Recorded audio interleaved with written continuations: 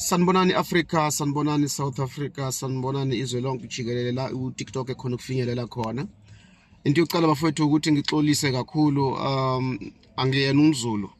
So izulu sami asihlanzekile kahle kodwa ngizothanda ukukhuluma ngesiZulu ukuthi abafowethu laba baseningizimu Afrika bakhona ukungizwa ukuthi ngiqonda ukuthini. Nakho ke bafowethu angiyena umuntu odelelayo, mina ngumuntu ohlonipha kakhulu, ngafundiswa ukuhlonipha ukuthi nami ngihlonishwe. So ngizothi ucela ulwimi lalaba abadelelayo ngilisebenzise nje namhlanje. Zikhona iduphunga ezimbili ezilapha eSouth Africa, most especially kwaZulu. Yeah, kwaZulu Natal. Kunabantu ababili lapho ngakho ngibiza iduphunga lezo. Ngiyaxolisa futhi ukuthi ngikhulume kanjena, ngakho ngishilo ukuthi angikhona ukudelela kodwa kuyafosta ukuthi ngidelele ngoba labantu bayasidelela. Bayedelela impela, bayeyisa. Ene ngaphandle kweyisa iduphunga, imawumawu, iphukuphuku zabantu. Bafethu ungizwe angazi ukuthi ungenwe yini la ekhanda lakhe, because ungizwe kwakuwumuntu owaziwayo, kwakuwumuntu ohambisa uhlelo le roots la ngamazi khona mina. Kwakuwumuntu owaziwayo nje ku media. So lesiduphunga lesa okumthakathi, bathi uphakela umthakathi what lesisiyoyoyo sesilimo sokuthi nokuthi sibuya phangazi. Bafethu kodwa ethi ngincome uqala nenze into right, yes. Into niyenzayo nina i-right kodwa niyenze ne wrong way. Niyenza in a wrong way and lento izonifaka obishini nina niboni. Ngicabanga ukuthi nilungisa izwe. Alilungiswa kanjalo. Alilungiswa kanjalo. Bafethu abantu abawise economy yase South Africa, they are South Africans. Your own South Africans, they are following the economy of South Africa. Kodwa nina nithatha lento niyibhekisa kwabantu bokufika. Bafethu ake ngicabange kahle. How many shops did you close there at Durban? How many shops eniwavalile lawo mashop angasebenzi okwamanje operate la mashop? How many South Africans abebasebenza kulawo mashop lawo? Ngitsheleni ke manje ukuthi izingane zalabantu zidlane, bona labantu badlane. Niyabona ukuthi ubuduphunga lento eniyenzayo. Yabona into yenziwa abantu abangafundile injena ke. Uma into yenziwa abantu abangafundile yenziwa kanje. Uma sithi amaZulu iduphunga, amaZulu asisho bonke, asisho nina nonke bafowethu, uxolo lapho ngiyaxolisa impela. Angisho ukuthi nonke amaZulu neyinikiniki nemawumawu, kodwa lezi ezu2 lezi nalabo abalandela lezi ezu2 iduphunga ngizophinde ngisho. Ayenziwe lento eniyenzayo. At the end niyophelela lapha ngalento. Baphi odudula? Baphelele lapha ngalento. Bafethu hlalani phansi, ni organize into yenu kahle, nikhulume no government. Ugovernment uye ongakhona ukuthi ayilungise lento. Abanye benu bazophelela ejele lento, ngiyanitshela. Umkhwanazi mase esukuma aqale nje ukusebenzisa ingalo yomthetho, abanye benu bazophelela emajele. Ingane zenu ziyoba zikuphi? Ifamily yenu iyobe ikuphi? Nizowaqeda yini ama-foreigner nini? From when ama-foreigner ngene South Africa? Not only South Africa, all Africa. As I'm speaking now, here in Mozambique, they're full of foreigners. From South Africa, Zimbabwe, everywhere. Africa yonkana. So bafowethu ake nihlale kahle nisebenzise lokho okuyingqondo lokho. Niyekele ukuthi nithathe ingqondo nibeke la izinqa nihlale ngayo. Ayenzwa lento bafowethu. Ngiyanicela. Nginithukile yebo ngoba nami kubhlungu lento niyenzayo kwabakithi. Kubhlungu lokho nikwenzayo. Uma singathi nathi siyakwenza lokho, kodwa thina siyaqabanga ingqondo zethu la eMozambique azifani nani. Ngeke sizokwenza lokho. Ngeke sizokwenza lokho. So bafethu hlalani phansi nihlele kahle lento ukuthi nifunani, nifuna ukwenzani, nithatha ama point wenu niwayise eParliament bayakhona ukuthi bawasolve.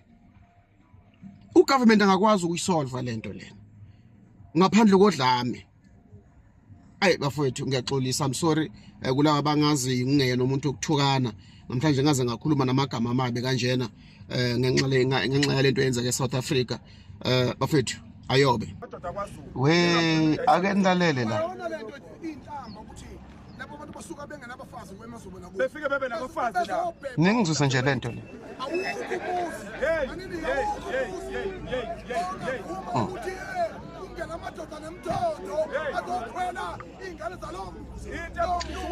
niyayizwa kodwa angazi ukuthi niyayizwa abantu bokufika abavukela niyayizwa lento njoba bephethe oshavula abangangobhanana abavukelwa bese bezofundisa amantombazana akithi ukuthi kukhothwe into ongafanele ikhothwe enento yakhona okufanele ingene khona bese kuthiwa wena uyindoda indoda kayiguqi indoda iguqa endaweni eziwu2 kuphela iguqa mhla icolisa iguqe phambi kwenkosi ayiguqele enye into indoda bese nithi nina abaholi nisho lento le angene endaweni la kuphuma khona nithi nina nama-leader nisho lokho ama-leader lawo kanti ingoba nina kahle kahle kulelwani lapho imizimba yena ayisasebenzi indaba zabafazi indaba zokuthathelwa umsebenzi ama-illegal foreigners or umuntu wangaphandle ukuthi u-illegal or legal kwazi mina lembe lena angiyitholi kahle angiyitholi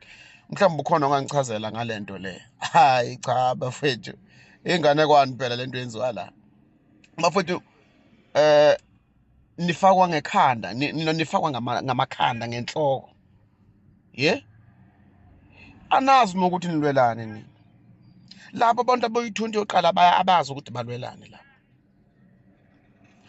bhekani manje uphakela umthakathi unikwa imoto ibhaki bathini le bhaki lena i-Ford something like that owanikwa yona unikwa ubani le moto abelungu just because ulwisa abantu abamnyama nina niyamlandelela angeni lutho phezu kwalokho niwesta iy'mali zenu nigibela amatekisi nigibela amabhasi nihamba nilandelela lezi zinja lezi uma bafika bakhuluma lo msangano abawukhulumayo la kuhlangana phi lento nobupatriot ingena phi lento abayikhuluma la wemthakathi uma ungenalutho eBrokweni asingeni ndawo thina uma ungenalutho eBrokweni asingeni ndawo hamba uyokhuluma noNkulunkulu yithi esakupha lento encane onayo uma ungakwazi ukumthanda unkosikazi wakho asingeni ndawo thina manje kumele abantu bashaye ngokuthi wena unalutho eBrokweni na cha hayi kahleni bo sanibonani bafowethu ku TikTok mamelani uyabona makuthiwa ukufunda ku-important ukhulunywa ngalokho umuntu ongafundile la uzombona ngalokho ukuthi cha azithi mzala la uphendula into ongayazi okay uthi wesimawumawu uyaphi siyakhona obane abakhokha itax okay ngizogcina lapha into yokucala engizokutshela yona uyayazi yini itax ukuthi yini or uzwe basho ukuthi hey taxpayers imali ye tax in uyazi ukuthi iza kanjani le mali mamela ke ngikutshele ngikufundise ngikuyise esikoleni itax eSouth Africa i-charge i-15%. Let's take wena usebenza ku government uhole 10,000 ngiyazi ukuthi abaningi abayihole imali leyo uhole 10,000 kodwa ngizobeka lapha i-10,000 imali ye tax ethathwa u government i-1.5 ewu-15%. Uyangithola? So mina owenza business eSouth Africa, I buy in South African shops a week ngithenga istock se-20,000. Do you know ukuthi i-20,000 imali abangikhatha yona ye tax imalini is 3,000. So if a month ngistoke 4 times ngispend ama 4,000 I mean ngispend ama 20,000 a month kuyimali lengikhokhile ye tax. Uma ngispende 100,000 a month ye stock ukuthi ngistoke ngibuye ngizothengisa ngingene ngistoke ngibuye ngizothengisa and then ngine approximately ku 30,000 uyangithola ngilapho kubo 15,000 I mean because yeah 100,000 ilapho ku 15,000 a month. So wena ukhokhe i-1,500, mina ngiyi-foreigner ngingeyena wasemzansi ngikhokhe i-15,000. Ubani okhokha i-tax ukudlula omunye lapho? Emva kwalokho i-foreigner linama-benefits ye-tax, kodwa wena as a South African you've got a benefit of the tax that I pay. Ungakhuluma into ongayazi. Hello Mzansi, welcome to Mgosi waseMzansi. Nangibhodi waseMozambique sending a harsh message to Uphakela Mthakathi and Ungizwe Mchunu. We all know what Ungizwe and Uphakela Mthakathi, they are always fighting in Tabayema foreigners. So foreigners, they need to go back to their countries, always marching, always making sure ukuthi bayabaqosha la kumashwa khona njena mayelana nebantu bokufika la South Africa. They are always there. They are like constantly there. Even today, balapha Johannesburg, shutting down Johannesburg, bathi abahambe. And this man is sending a message to them saying what they are destroying South Africa. Lendo labayenda ki wrong badzala, but ababoni ukuthi lendo labayenda ko I wrong. Nitendo labatekhuluma ko diabetes. Abantu abaningi bamgqekile lo bhuti lapha enkundleni yokuxhumana bamdrega, but bakhona labo bavumelana naye because we know ukuthi akusibo bonke abantu laba bangabafuni illegal immigrants la South Africa. Labanye, they don't have a problem with them. Babona bo African brothers and African sisters babo. So there are those who are saying ukuthi lo body ukhuluma iqiniso. Do comment your thoughts down on the comment section. Don't forget to hit the notification bell. I will see you on the next one. I'm signing out. So goodbye.